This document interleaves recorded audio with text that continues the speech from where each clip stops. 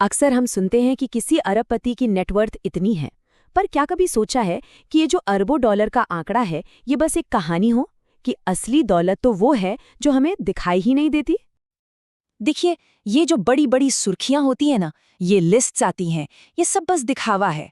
अमीर लोगों के लिए दौलत का पैमाना इंस्टाग्राम नहीं होता, बल्कि ये होता है कि वो अपनी दौलत को कितना छिपा सकते हैं।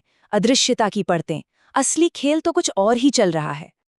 तो चलिए पहले हिस्से में इसी बड़े भ्रम की बात करते हैं। मतलब ये कि जो दौलत हमें दिखाई जाती है वो असल में एक सोची समझी परफॉर्मेंस है, एक ऐसा शो जिसे खास तौर पर हमें गुमराह करने के लिए ही डिजाइन किया गया है।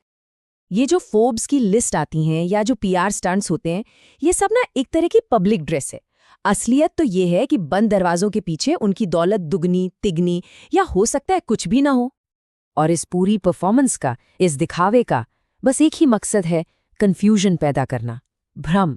क्योंकि अपनी असली फाइनेंशियल पावर को दुनिया से छिपा कर रखना ही उनकी सबसे बड़ी ढाल है, सबसे बड़ा बचाव है। तो सोचिए, एक तरफ तो हमें इंस्टाग्राम वाली चमक धमक वाली तस्वीर दिखाई जाती है और दूसरी तरफ है एक छिपी हुई सोची समझी हकीकत। एक कहानी है दुनिया को दिखाने के लिए और दूसरी है असली ताकत को बनाए रखने के लिए।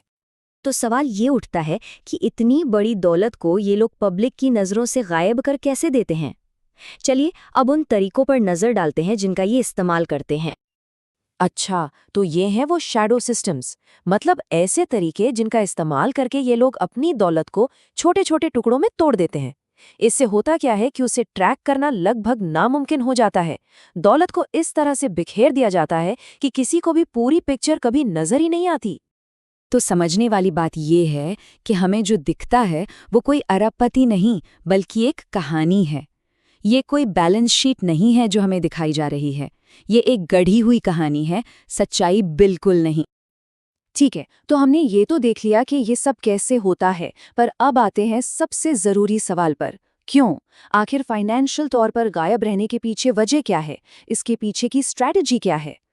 क्योंकि पावर के इस खेल का सबसे बड़ा नियम यही है, अगर किसी की असली दौलत का पता चल जाए तो उस पर हमला करना आसान हो जाता है।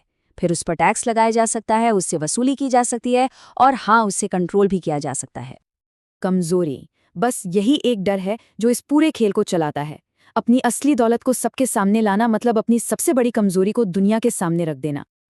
तो इस कमजोरी से बचने की एक 3 स्टेप की स्ट्रैटेजी होती है। स्टेप 1, अपने साम्राज्य को तोड़ दो। स्टेप 2, उसके टुकड़ों को दुनिया भर में बिखेर दो। और स्टेप 3, ऐसे बन जाओ कि कोई छू भी ना सके। यहाँ दिखावा मकसद नहीं है, बचाव है। और यहीं पर दौलत छिपाने के पीछे की साइकोलॉजी सामने आती है।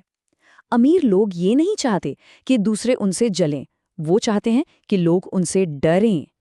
क्योंकि डर जलन से कहीं ज्यादा मजबूत होता है और ये डर पैदा होता है इसी अदृश्यता से, जब किसी को पता ही नहीं होता कि सामने वाले के पास असली ताकत कितनी है, और ये असर जलन से कहीं ज्यादा देर तक रहता है।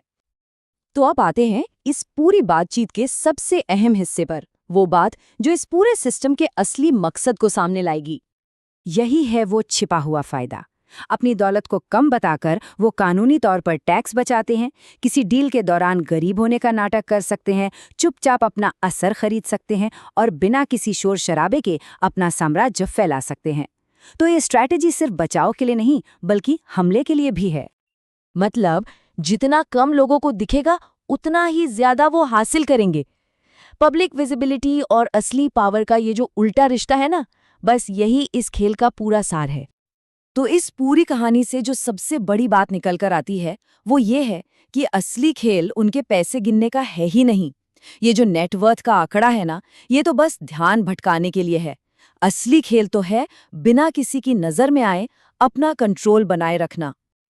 तो आखिर में ये एक सवाल जरूर खड़ा होता है कि अगर असली पावर छिपी हुई है तो फिर सोचिए, ऐसी कितनी ही चीजें हैं जो हमारे नजरों के सामने हो रही हैं और हम उन्हें देख ही नहीं पा रहे हैं।